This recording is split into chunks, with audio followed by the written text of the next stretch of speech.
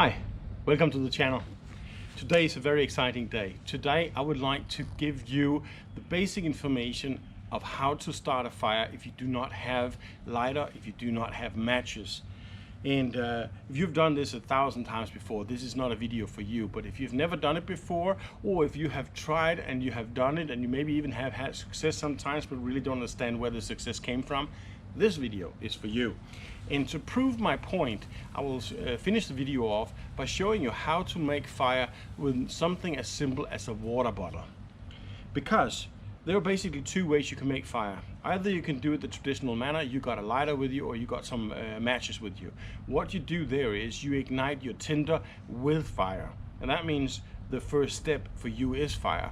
But if you do not have those tools with you, you have to start from scratch. You have to do it by either using the sun's ray, by concentrating that, or you have to use friction fire. That can be a bow drill, it can be a bamboo saw drills. There are various ways you can do that. But if you're doing it with those methods, then you actually start one step before. If you're doing it by friction fire, then the friction between the two pieces of wood would create sawdust, and that sawdust is heated up to a certain degree and then it will start smolder.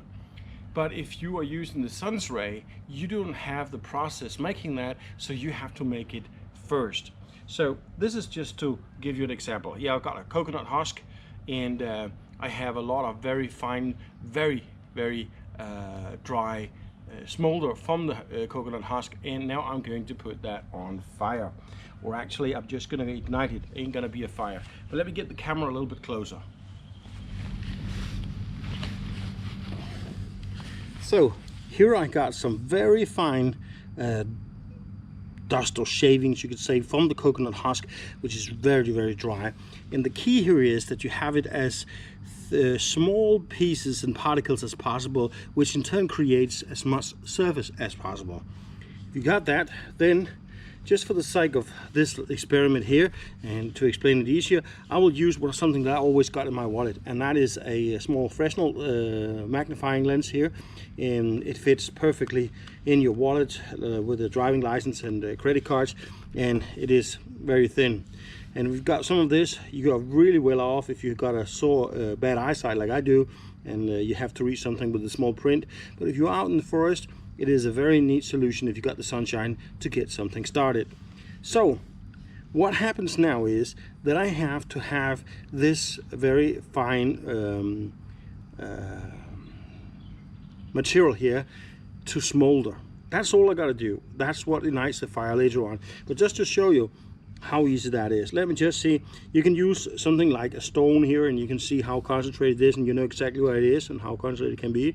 And up there, and it takes like literally not even a second, and we got the smolder going. So now I just keep it here a little while, because then I get more smolder than if I just leave it. But as you can see, right now it's smoldering. And to prove my point, then I will now go get my tinder, just leaving it there.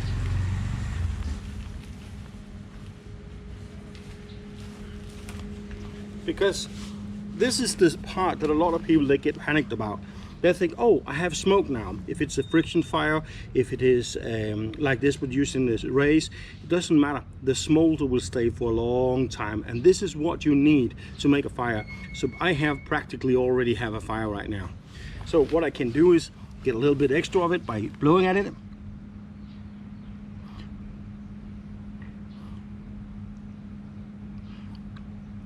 You see, we develop more smoke. Now obviously, at this stage, if you want to flip it onto something like the grass I have here, you have to be very careful that you have it all staying together so it doesn't go away from you. But I'll just leave this one on top of it, and then I will make the fire burn just like this.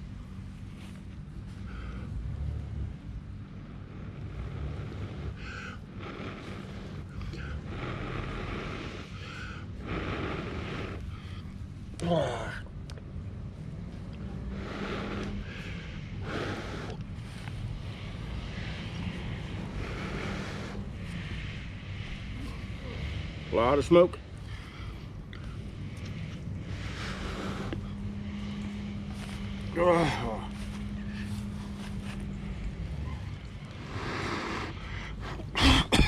A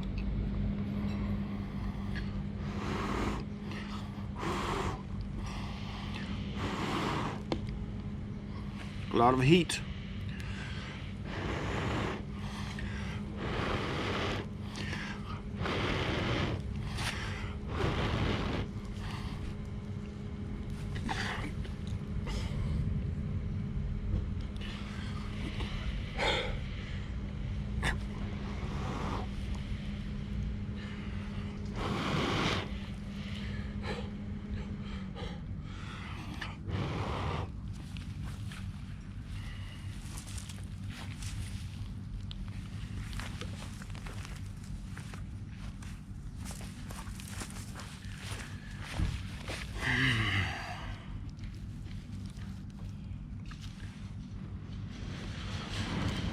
You can see all the heat down there.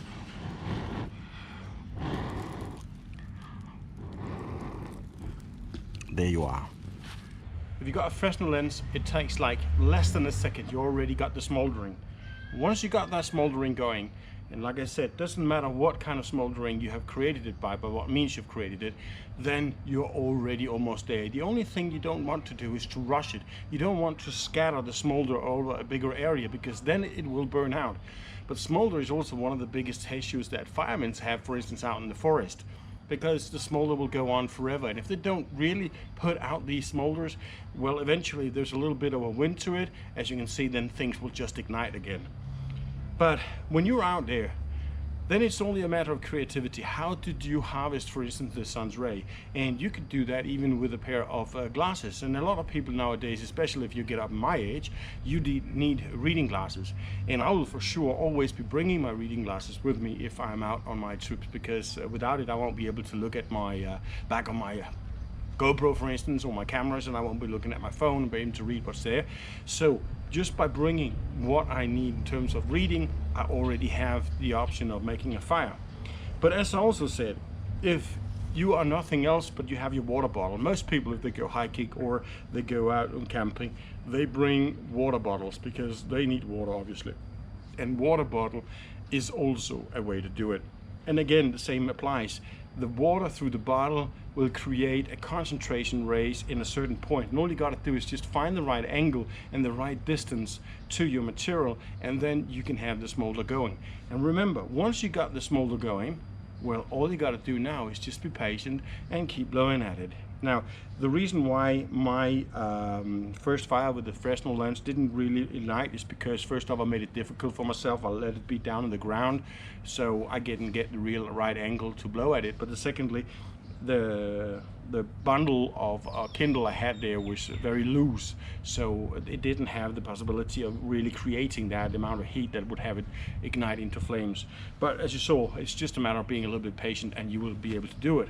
It can be done faster, but it is not really the speed that is important if it doesn't take longer than this. It is a matter of fact that you can do it even if you don't bring lighters and even if you don't bring matches.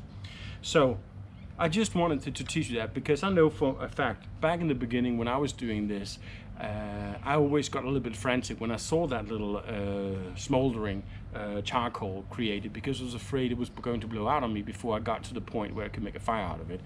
And since it usually is the part that takes the longest to do, to create that charcoal, then you get really anxious to make sure it doesn't die out on you. But the reality is, if you have enough of that basic material, that sawdust, then it won't go out on you. And that's also why, if you're doing friction fire, if you start seeing a little bit of smoke, don't stop there, keep on working at it just for a little bit more, so you create even more sawdust, and in turn have more material for this one to last longer.